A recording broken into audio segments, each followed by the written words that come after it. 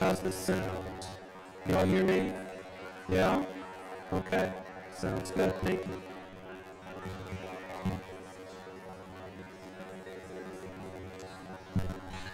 Now we check the other mic. Okay.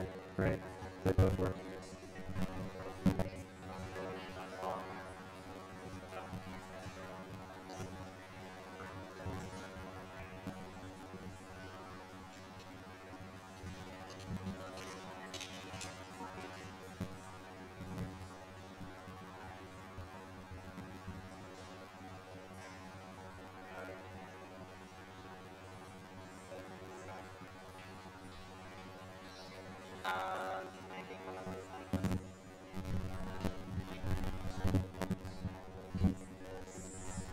Hello, hello. Can everyone hear me? I think you can. Great. If you are, I think there's some seats in the front. If you're still looking for a seat to come sit down, you're welcome to come and file in. There's some seats on this side.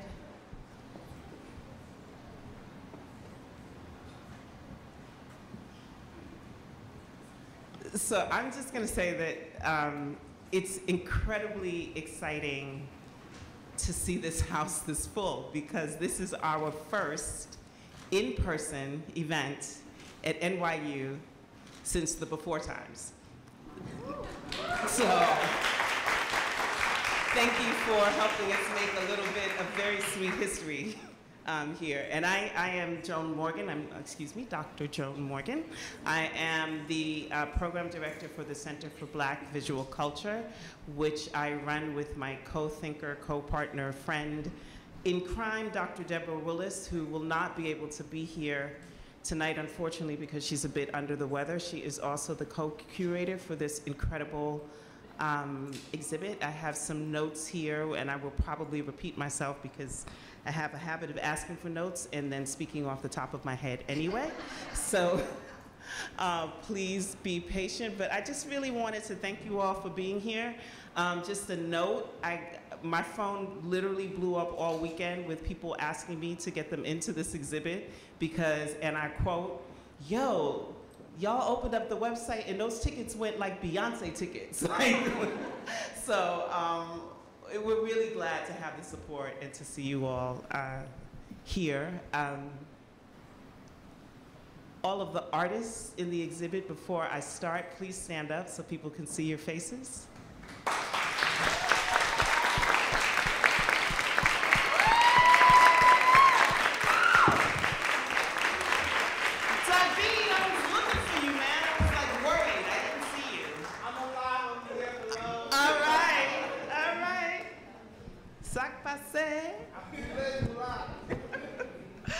Okay, good evening, everyone. Thank you for joining us tonight. You already know my name and who I am. who I work with. In concert with Young Arts, the National Foundation for the Advancement of Artists, Dr. Deb and I co-curated this exhibition at a time when we had to interrogate the very concept of home as an interior space of refuge and repose. So on behalf of both of us, I would like to thank you all and thank everyone who made this panel and exhibition possible. Thank you, Young Arts. I'm gonna be really specific in Young Arts. I don't know, this is the first exhibition I've ever curated. I don't know if you understand what it means to have your first exhibition co-curated with the brilliant Dr. Deb Willis, which I was very excited to do, but incredibly nervous. And this woman here, Luisa Munera, is so incredibly modest, so I have to do this because she's not gonna do it, is so brilliant in her vision and kind and generous and makes space for your ideas and guides and shape. We could not have had a better partner, so Lou, I wanna thank you over and over and over again. Lauren Snelling. Everybody needs a person when you have a crazy idea that you can call or text. I never email Lauren. I'm completely inappropriate that way. She just gets a text, it's like, yo.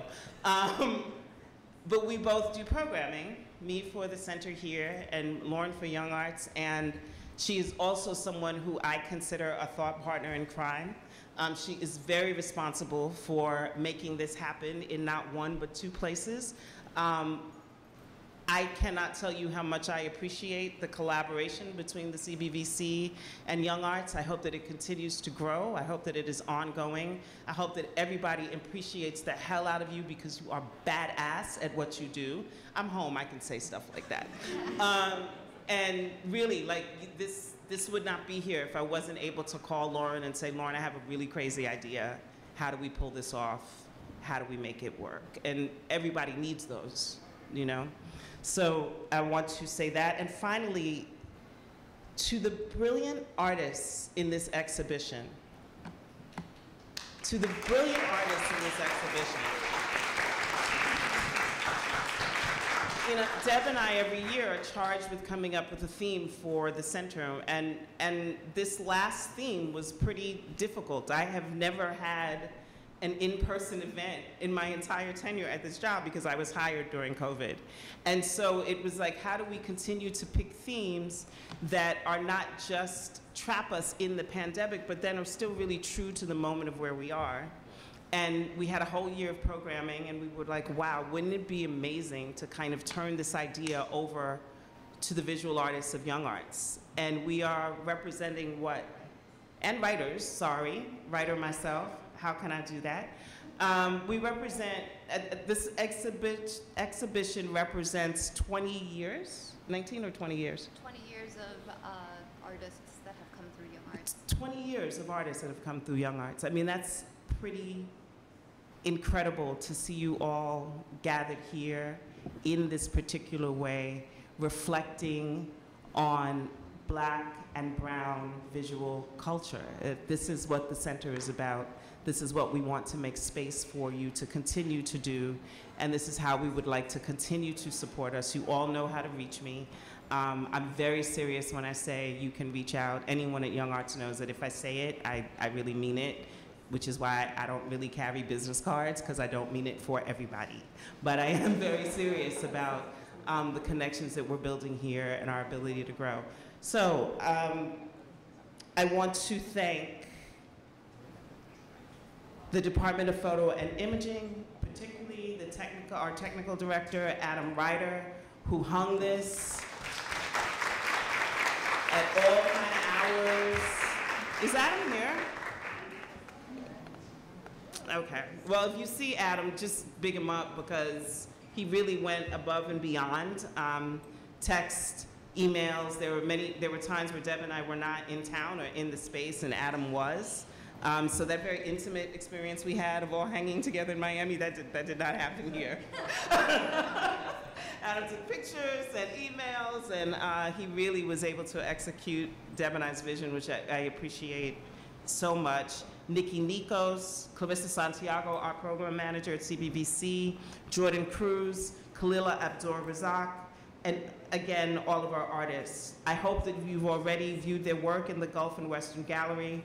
And lastly, I just want to share our next upcoming event at CBVC will be on October 13th at the Kimmel Center here at NYU. We are debuting the Black Rest Project, which was inspired by Tricia Hersey's The Nat Ministry. We're going to be spending the next 3 years amplifying visual narratives of Black art, reinterrogating Black and brown labor.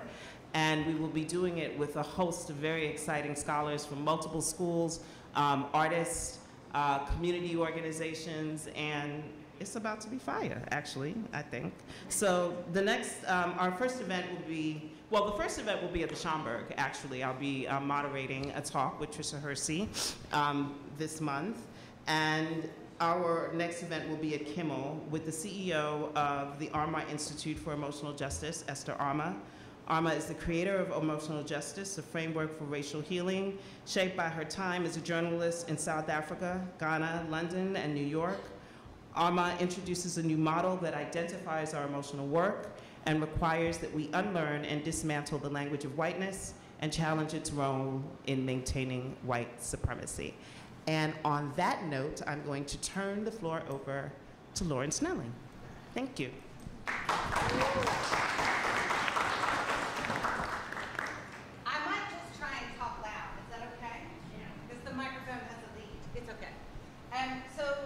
Thank you, Dr. Joan Morgan, who might not have mentioned, but she is a board member of YoungArts that we are so incredibly proud and grateful for. So thank you for having us, having this exhibition be able to tour. This is the first YoungArts group exhibition that has made its way out of our gallery and onto another exhibition space. So not only is it tremendously exciting that people are walking down Broadway and seeing your work, but this is something that we hope will grow and grow and we'll be able to actually expand across the nation. So it's tremendous. Thank you.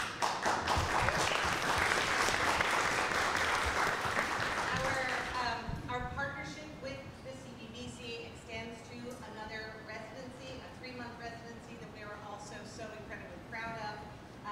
One of your fellow alum, for those of you who are past winners of the YoungArts program, Nadesh Green, is working here off and on for 3 months, working on a larger project called Black Miami Day, and we're so proud and excited to catch up and find out how that is going and ways that we can support. So YoungArts recently reframed and shaped the mission of the organization. So for those of you who have not come through the program, our mission is to identify exceptional young artists, to amplify their potential, and to invest in their lifelong creative freedom, which is big and awesome and feels good every day to show up to a place where that is what we do and what we're striving for. So thank you to all of you who support YoungArts. And thank you to this incredible panel and all of the artists who are part of this. Thank you for taking your time and sharing your stories through this exhibition. We're just tremendously grateful. There's a ton of this paperwork out there because the application for this closes on October 14th.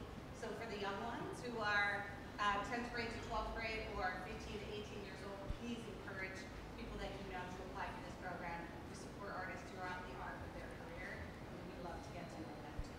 So thank you. And now I will turn over to the great Louisa Muda, who is looking at me going, where am I going to start now? So thank you so very much. Thank you, Lisa. Again, thank you everybody for being here. It's an honor to be in conversation with this group of individuals. I would like to start by introducing the 3 artists that we have as part of this panel discussion. Felicia G is an interdisciplinary visual artist, photographer, and curator. Felicia's artwork documents transition, explores healing, ritual, ceremony, and personal rites of passage. She's interested in the intersection between the physical and the spiritual. Taught by her grandfather at an early age, she works in photography, performance, video, fibers, mixed media, installation, and painting. A professional photographer for over 15 years, she just finished a 4-month contract working as the official photographer for the U.S. Capitol House of Representatives, the first Black woman in American history to ever hold this position. Yes, it's worth a clap. She earned her BFA in photography with a concentration in curatorial studies from Maryland Institute College of Art in 2010. Our next artist, Carlos Hernandez, is a Dominican-American artist, curator, photo editor, and organizer based in the New York metropolitan area. He began working in lens-based media at the age of 15 and started with timed media and later developed a love for stills and multimedia work. In 2020, he founded Arte Pa Mi Gente, an initiative focused on intersectional queer liberation through arts activism. The work of their artistic practice currently focuses on notions of identity within representation for the uplifting of Black, brown, and queer voices through conceptual explorations of oppressed histories. Hernandez is currently pursuing a BFA in photography and imaging at NYU Tisch with a double major in social and cultural analysis. And our last artist here, Ava T. Kinsey, is a daughter of Dallas, Texas. Her family was instrumental in championing the struggle for civil rights and Black power in Texas and other southwestern states. Her heritage, no doubt, informs her activism and artistry. Portions of her master's thesis was published in Judson Jeffries' The Black Panther Party in a City Near You. Her life's work has been to infuse artistic practice with an understanding of social and restorative justice practices. Currently, Ava T. is creating an animated children's series that is an ode to Bed-Stuy and the African diaspora communities that define the iconic Brooklyn neighborhood. She is also the Director of Education at the Brooklyn Academy of Music and received a Bachelor's and Master's of Arts in Africana Studies from Howard University and Temple University, respectively. So let's give it up for these artists.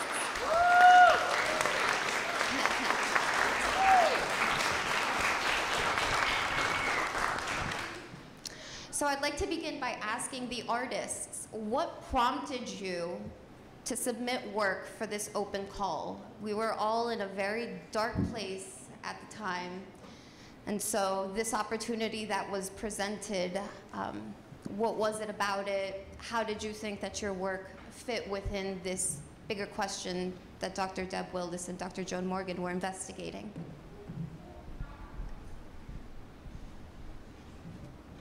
Anybody can go. I wanted to feel community. I think if we all can remember how we were feeling March 2020 and onward, probably up until maybe today, if you were here specifically on this campus and maybe isolated. But for me personally, I wanted to feel like I was a part of something.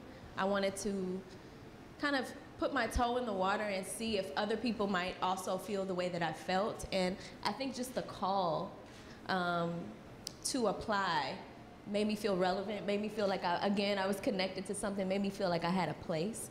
And specifically because this was really looking at how Black and brown people of color were living and breathing just in America, and then specifically at this time, I felt like, thank you, YoungArts, thank you, Doctors Morgan and Dr. Deb, just for making that space. I felt relevant, I felt called, I felt seen. So that's really why I applied. That was beautiful. I mean, very similar, and also for me, I'm NYU. So it was very kind of poetic and interesting to see a call that really spoke to the nature of my work naturally. I felt like that was a big part of it as well, that I'm focusing on work that depicts me and my peers and queer Black and brown people within interior spaces to create those visuals, because we haven't been given, this space to have those visuals within a democratic manner. A lot of the visuals that exist for queer people, specifically for queer Black and brown people, are images that have been taken when the power was taken away from us. And so, this idea, this concept of home reimagining interiority, it really spoke to what I'm intending to do with a lot. I mean, I have 3 pieces in the show, and I think they all sort of tune into different aspects of what I do with my work. But I think altogether it really speaks to this idea of existence as a radical tool for liberation. And I think that that's what's beautiful about the show, is that it's contextualizing that space for liberation as already existing within your own home and you not needing to leave it. Because there's a lot of work for us to do in that space. I thought that was really beautiful. So I think for me, well, first of all, I really admire both Dr. Deb Willis and Dr. Joan Morgan so much. And in addition to that, I also was coming off of a really intense experience that I had. I had just come back from Nigeria and I almost died there, and I was really in this space of rehoming and of really absorbing and just sitting with all the things that make home feel like home to me. And I actually, when I found out about the call, I started writing. And I'm not a writer, but I started writing, and what I wrote, I wanted to read it because what I wrote really spoke to basically why I applied. Well, some reasons for why I applied. So I wrote, home for me is wood floors and hanging plants, worn, comfortable, upholstered chairs and family albums. Home is both complex and uncomplicated. Home is where I'm seen and held beyond my physical appearance and even beyond my physicality altogether. Home is in the spirit of things. Home is the feeling of looking into my grandfather's eyes and admiring my grandmother's long, tightly twirled braids. Home is in my mother's handwriting. Home is in the links between our DNA, the things we don't have to put words to. The things that are fragmented and whole at the same time. Home is palpable, but not always tangible. Home is in the stories that never reach the surface, and in the stories that everybody has heard a million times. That reminds me of my grandfather, because he's always telling the same story over and over again. The stories and gestures that characterize the arc of our family histories, diasporic traditions, and cultural connections. And even in moments where none of this feels available to me, home just feels safe. Home is that moment when I know I'll be okay, we'll be okay. Each of these works is a glimpse into that moment. So all of what you see of my work here speaks to that, really. I'm looking into my grandfather's eyes. I'm looking at what is not always tangible, but that brings this sense of warmth and safety. And it was very clear to me at that time what home was not, so. What was it not? So that's a deep question, actually. When I was away and I was unwell and I almost died in Nigeria, which is actually an ancestral place, where a lot of my ancestors came from, and where you kind of go and expect to feel a sense of home, for me. And a lot of those who I went with would always say, oh, we're going home, we're going home. And I never said that, and then when I was unwell, I wasn't taken care of, I wasn't looked after, I wasn't loved, you know what I mean? So then when I came back here, and I was with my grandparents, it was very clear to me what the texture, the fragrance, the quality of home is. And that it's not always about the physicality of the place. And it's not always about what even can be articulated, but that it is like sometimes so deep and penetrating, and at the same time so light and uplifting, and there's just this sense of love that I feel characterizes home for me. Ava, do you want to talk a bit about the work that you have on view as part of the exhibition? I feel like Carlos and Felicia spoke a bit about it, but want to know why you made certain decisions of including clothing in conversation with the text work? Yes, thank you. So my poem is really about being essential, what this concept of essential work or essential workers that really came out of the pandemic, that language coming out of the pandemic. And I really wanted to drive home the point how essential